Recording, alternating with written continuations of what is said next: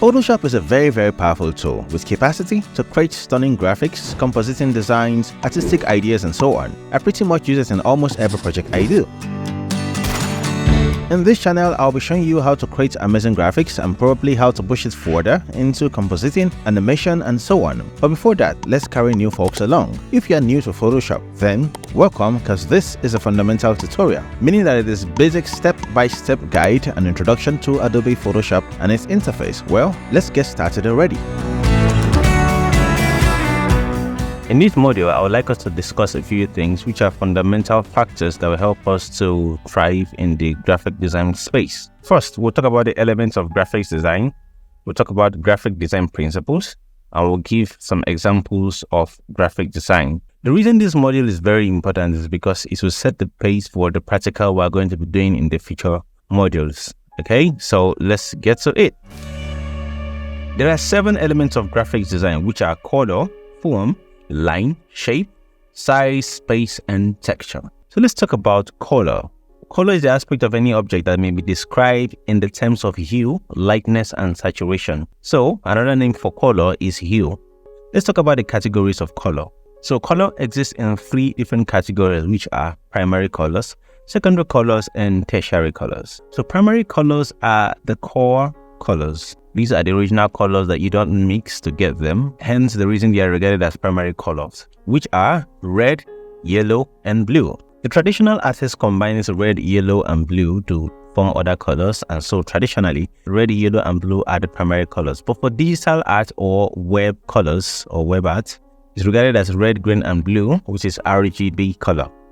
The yellow is represented with green because the technology behind screens is quite different from traditional mediums of pastel color, watercolor, paint, crayons, and every traditional medium of art. So having established what primary colors are, let's talk about secondary colors. There are 3 secondary colors, which are orange, green, and violet. Secondary colors are the resulting colors of combining 2 or more primary colors. For example, if you combine blue and red, the resulting color will be purple or violet. Hence, violet is regarded as the secondary color, with red and blue being the primary color.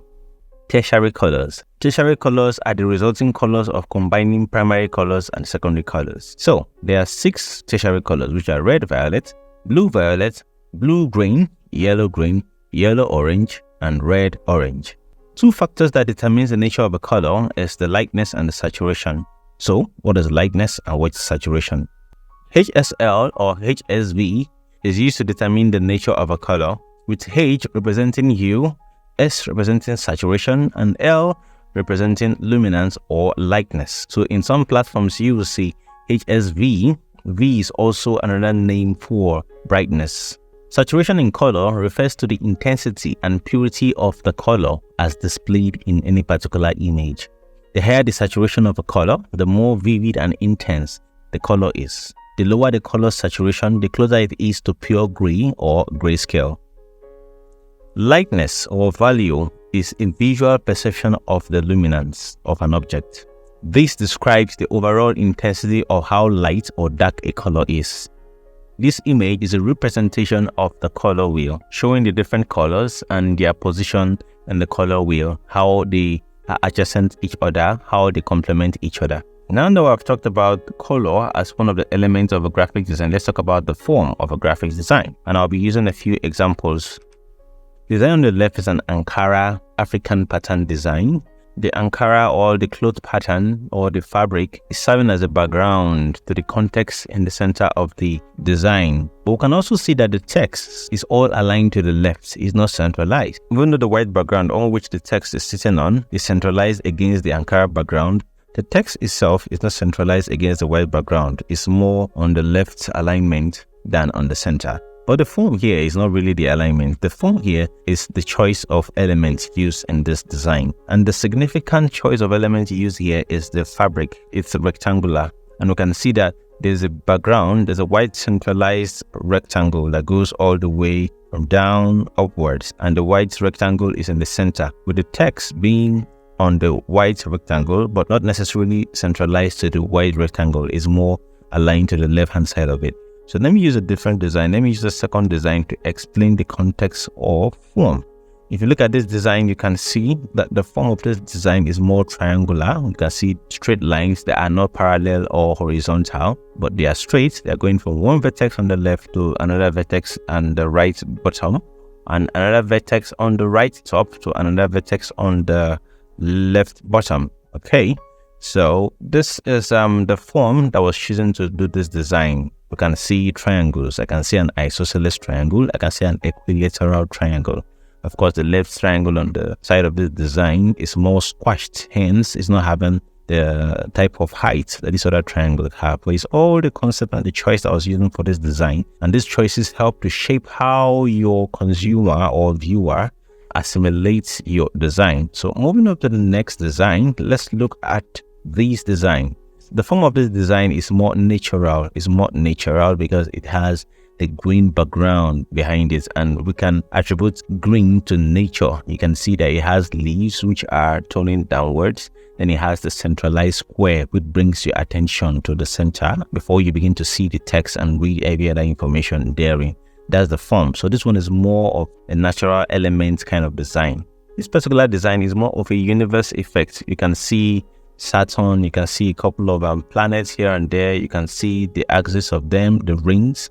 You can see a few trees that are represented in form of vectors. Then we have space. The alignment of the text is quite different. It's not going all the way from left to right. It's not even going from top to bottom. I can see SP. I can see AC directly under it and the E directly under the C in perfect alignment. So you can read space, but you're not reading from left to right. This is more planetary. This is more planetary because judging from the entire planet I'm seeing in the background, that tells you that this is the form that the designer used. So I'm using this design as basic examples. I'm also going to do these designs again, showing you how these designs can be done, how you can do these designs. I'm just using them to cite examples to explain the elements of graphics design.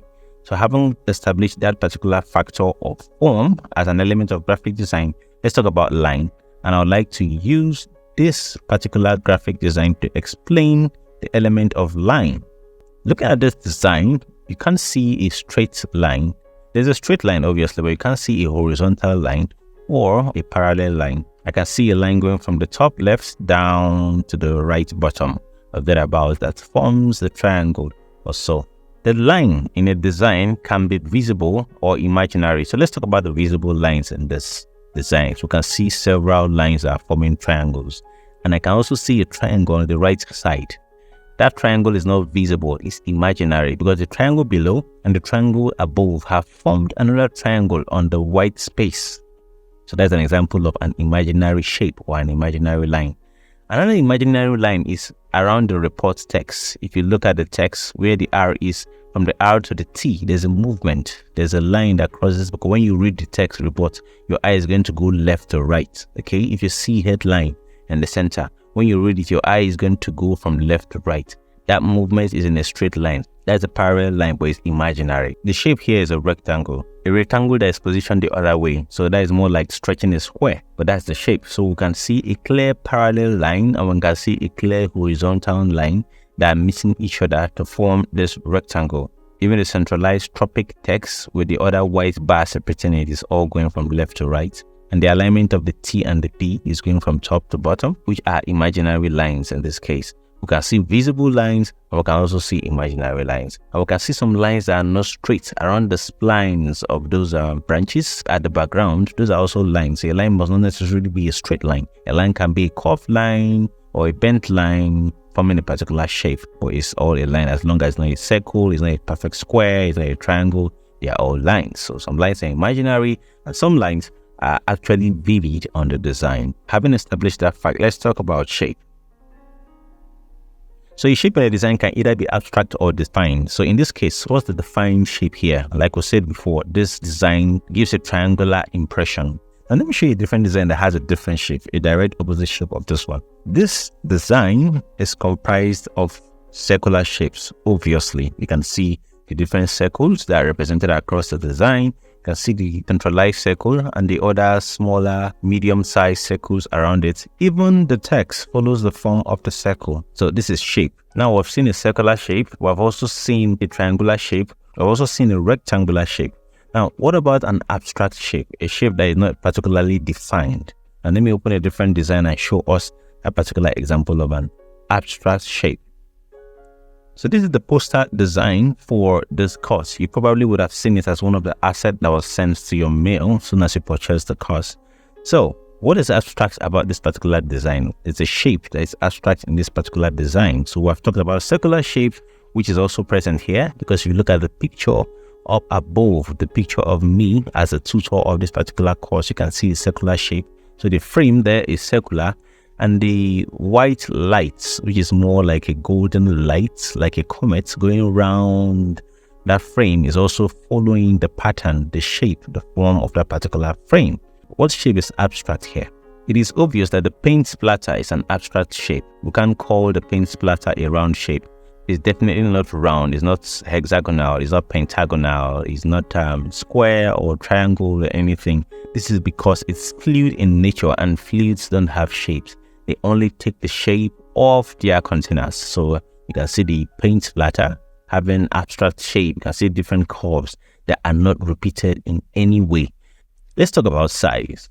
Now, it's obvious that this triangle are three, but the triangle at the top is a different size from the triangle down.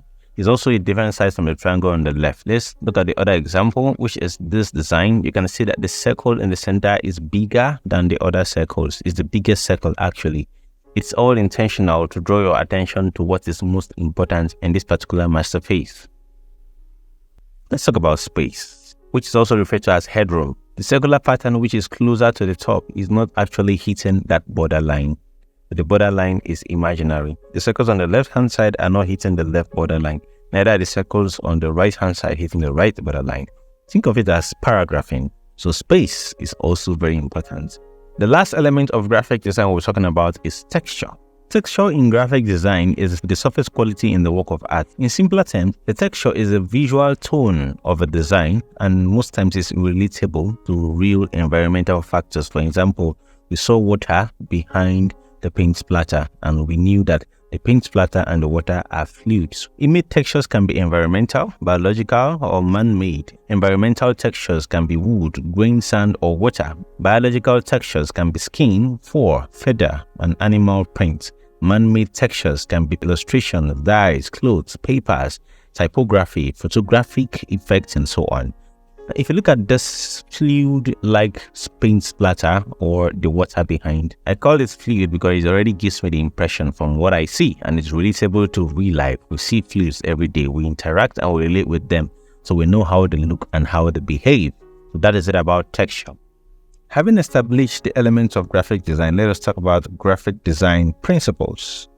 As with everything in life, there are principles that help you to thrive in what you do. And with graphic design, there are principles that if you follow, can help you to stand out and create stunning, attention-seeking graphic design. Most of those principles are basic, simple things that you can stick to and be consistent with. The first one is balance, contrast, emphasis, movement, proportion, and rhythm. Now let's address them one after the other, starting with balance.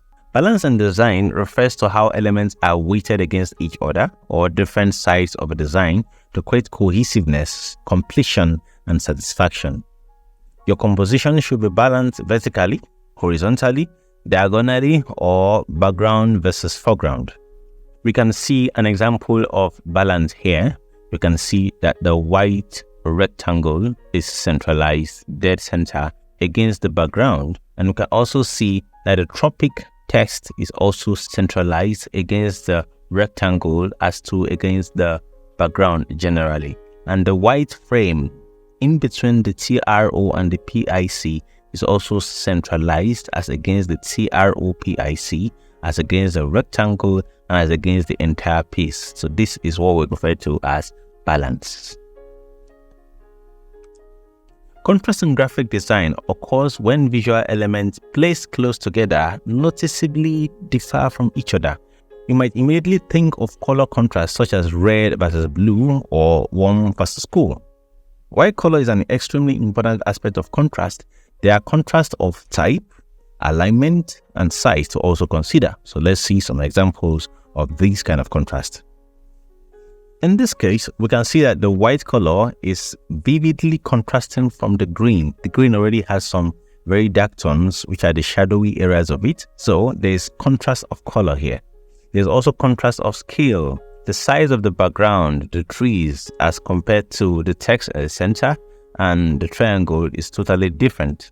If we look at this graphic design, we'll also see the principle of contrast. You can see that the triangle at the top is the biggest triangle. These also obey the rule of contrast. The background is a natural environment of mountain and sky, which is being masked behind the triangle. So the bluish-green effect of nature against the white background is a strong contrast. The report text against the white background is another strong contrast. Emphasis in graphic design is basically having a focal point for your graphic work. It can be any shape, object, or text area that you deem to be the most important of the message.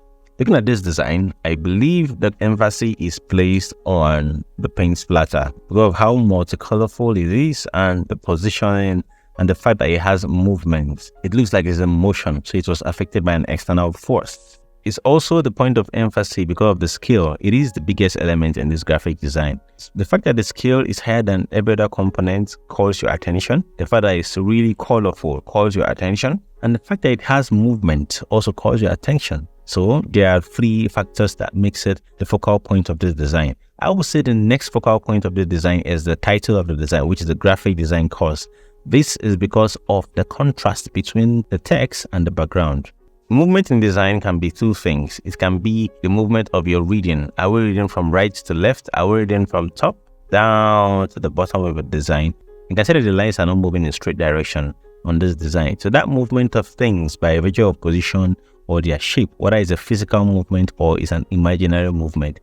Another principle of graphic design is proportion, and I think we've talked about proportion already. Clearly, triangles in this design are not the same sizes. The circles in this particular design are also not the same sizes. So, the concept of making things to be in different size and different proportion, when you consider proportionality in your work, whatever you want to be the subject or the subject of attention should always be bigger or have a deeper form of contrast with the background or other surrounding elements. Reading in design refers to repetitions, just like music. Reading music is also repetition. You hear voices that are being repeated, you hear instruments that are constantly repeated a couple of times. So that's reading in music. And you can also see that in this design, there's rhythm, there's repetition, there's the circles repeated. Even though the vector graphics on them are different, they are circles. We know we can count a couple of circles in this particular design and they are repeated. So rhythm is that repetition, the part where you repeat a pattern, a shape, or a color. Maybe you use a color at the top of a design and repeat that same color at the bottom. That's what we'll consider to be rhythm. So, having talked about the elements of graphic design and the principles of graphic design, let's talk about the examples of graphic design. After this, we're going to go into other modules that are more practical than this, but setting the pace for that practical aspect of it is this explanatory part of it, because most of the principles we're going to be used there is what I'm showing you and teaching you right now. So moving forward, let's talk about the different types of graphic design. As seen in this poster, there are 6 basic types of graphic design. There are a couple more, but all of them have affiliations or relationship with all these 6 graphic design I'm about to tell you about. So there's UI, UX designs, which are designed for web page layouts, app interfaces, or any form of digital interface. That's UX, UI designs. There's a print and publication designs, which is designs you do for printing on shirts, printing on curtains, some form of art prints, and publication for maybe a magazine, design for a book cover, a magazine page, the whole text layout and paragraphing, pagination, and all that. That's print and publication design. So advertising design are designs you create for advertising a product or services or any particular commodity. This could be a poster, could be a billboard. It could also be advertising on a shirt or maybe vehicle or something, and it's for marketing purpose. There's also packaging design, is the design you see on the body of a product. It could be on the product itself or on the packaging that covers the product. You can see a bottled water, you can see the label around the bottled water. You can see a branded nylon for a store or a service delivery company, and so on. So that's that about packaging design. How about corporate design? Corporate design is more of a compound sort of design because the design has to do with brand imaging. It's the branding of a particular company or a particular commodity or services. It has to do with the choices you make, choices of color, form, or size, or shape. These choices are what you use to create your brand imagery. It's how you want people to understand you, how you want people to remember your brand every time they see the particular brand. So from logo to business cards to complimentary cards to catalog to brochure designs and so on. 3D graphic design refers to a graphic design that has depth, a graphic design that has X, Y, and Z axis. In mathematics, we're taught the Y and X axis, but we're not taught the Z axis. The Z axis is the third dimension. What is 3D? 3D is 3 dimension. It's short for 3 dimension. So in real life, we can only see 3 dimensions per time. There's no point where you see more than 3 dimensions. If you hear 4D, 5D, 6D, anytime you hear any of those words or terminologies or names given to maybe cameras or any particular thing at all, it's all branding. In the real sense, you can't see more than 3 dimensions per time. So 3D graphic design is a graphic design that uses 3D elements. For example, this paint splatter is a 3D element. It has depth. It has the X, Y, and Z axis. Let me use something that is more 3D to explain this concept for you. This set of arranged cubes are 3-dimensional, obviously. You can see 3 sides of almost every cube, except the ones that have been masked by the other. So this is 3-dimensional. This is a shape that I can use for a design. So if I use this shape for a design, it becomes a 3D graphics design because it has a 3D element represented in it. Right now, it's just a shape and it doesn't really pass an information, but it has the potential to pass an information. If I leave vector element, text element around it, it becomes a 3D graphics design. So we have talked about the elements of graphics design. We've also talked about the graphic design principles, and we have cited examples of graphics design. Now is the time where we go into some practical. So see you in the next module.